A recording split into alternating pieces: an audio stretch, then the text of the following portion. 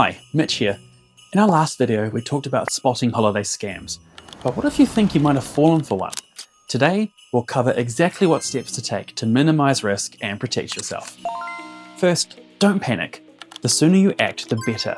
Take a step back and identify what information or access the scammer may have obtained, such as login credentials, credit card or bank information, or personal identification details.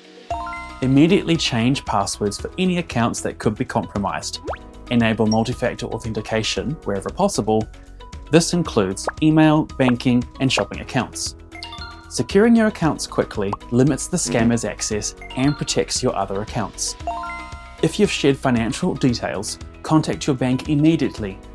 Many banks actually allow you to temporarily block or suspend your cards directly through their mobile apps, which can prevent further fraudulent transactions.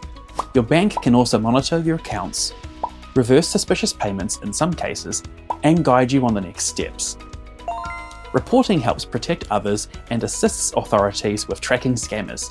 In New Zealand, you can report scams to CERT at cert.govt.nz, the Commerce Commission at commerce.govt.nz, and NetSafe at netsafe.org.nz. You can also report phishing emails or messages to the company being impersonated. Keep an eye on your accounts for unusual activity and watch for follow-up attempts.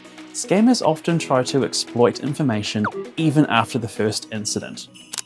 Acting quickly can greatly reduce risk. Secure your accounts, contact your bank, report the scam, and monitor for unusual activity. Thanks for watching and enjoy the festive season.